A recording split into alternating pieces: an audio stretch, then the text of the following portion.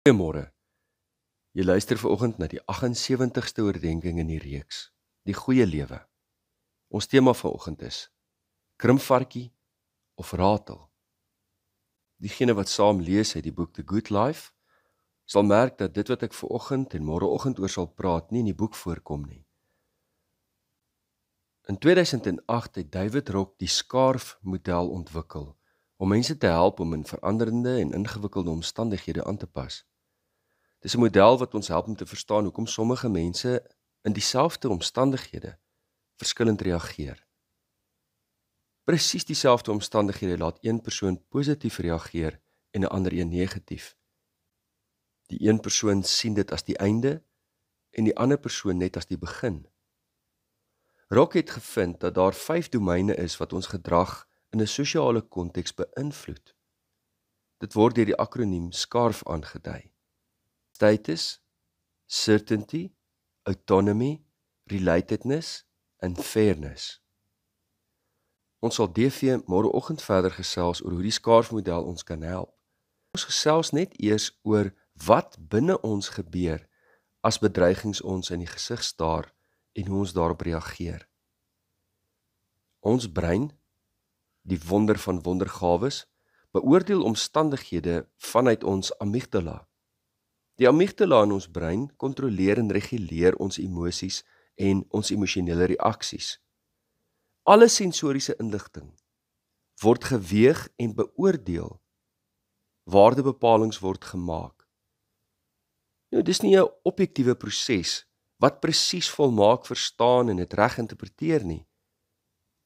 Daar is werklike gevare en daar's perseptuele gevare. En wanneer ek dit aanskou, weeg ek dit op deur die filters van my totale menswees, my verlede, my lewensfilosofie, my verhoudings, my selfspraak, hoe ek oor myself dink. Sommige oordeele is geregverdig, maar ander is selfbeperkende oortuigings. Hoe sien ek ander mense? Hoe verstaan ek die wêreld? Hoe verstaan ek God?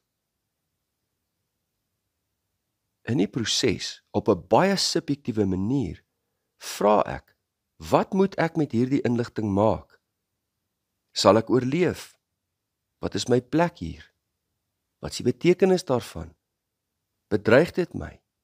Sal ek dit kan deurstaan? Is ek veilig? Is ek gelukkig? Het ek betekenis? Maak my lewe sin? Die amygdala vra van die mees basiese oorlewingsvrae tot vrae van die mees gesofistikeerde aard. Maar wat belangrik is dat die amygdala 'n klomp energie wegneem van ons frontale lob, die neokorteks, waar meer gesofistikeerde denkprosesse kan plaasvind. Wanneer my omstandighede verander, soos 'n naderende aftrede, 'n afdanking, rasionalisasie, werkloosheid, krisisse, egskeidings, wanneer ek deurloop deur misdaad, finansiële terugslag kry, vasgebrand voel, by 'n doodloopstraat kom, dan maak die amygdala bepaalde waardeoordele. Dreigende of perseptueel dreigende omstandighede kan ons verlam laat en ons laat reageer deur die gebeure te probeer vermy. Ons reageer dan soos 'n krimvarkie. Ons trek onsself ineen om die gevaar te vermy tot dit weggaan. Maar sommige gevare gaan nie weg nie en dit bly bedreigend oor ons staan. In daardie bondeltjie opgetrek spandeer ons baie energie om ons bestaan te bevraagteken, dalk opstandig te raak, teen die onregverdigheid van die lewe. Te vra, hoekom gebeur dit? Hoekom gebeur dit met my? Maar ons kan ook soos 'n ratel reageer, wat klein maar getrein is, wat die gevaar tromp oploop en sê, vir my sal jy nie onderkry nie. Jy kyk die bedreiging in die oë, oorweeg opsies, kies 'n beste een, ontwikkel 'n strategie en gaan oor tot aksie. Daar is 'n plan, maar jy weet dit mag dalk aangepas word. Daar is terugslag op die pad. Daar is noodaanpassings en soms 'n strategieaanpassing. Maar jou doelstellings, indien dit van die begin af rein en edel is en volgens die wil van God, bly. Niks laat jou van jou lewensdoel afsien nie. Jy's hier vir 'n rede. Paulus het nie, toe hy besig was met die verkondiging van die evangelie, die heiligste van heilige optrede en lewensvervulling in die lewe, en hy toe daarvoor in die tronk gestop is, met stokke geslaan is, gestenig is, skipbreek gelei het, en daagliks in doodsgevaar verkeer het, getwyfel oor God, getwyfel of God hom liefhet, gewonder hoekom dit met hom gebeur, gevra waarom dit gebeur nie. Hy het aanvaar, die kinders van God sal swaar kry in hierdie wêreld, vanweer die sondige aard van hierdie wêreld, die gebrokenheid daarvan, sal slegte dinge met ons gebeur, punt. Om die waarheid te sê, dikwels sal dit met mense gebeur wat juis opstaan vir God se geregtigheid. Gaan lees waardeur Paulus moes gegaan het in 2 Korintiërs 11. Maar lees verder in 2 Korintiërs 12 ook. Lees hoe hy getuig. Deur dit alles heen het God hom veilig bewaar en sal hom veilig bly bewaar, dat die krag van Christus hom beskud. Terwille van Christus verheug hy homself in sy swakhede, die beledigings van mense, ontberings, vervolgings en benoudhede. Want daarin sê hy, ja, ek is swak in myself, maar deur God word ek versterk.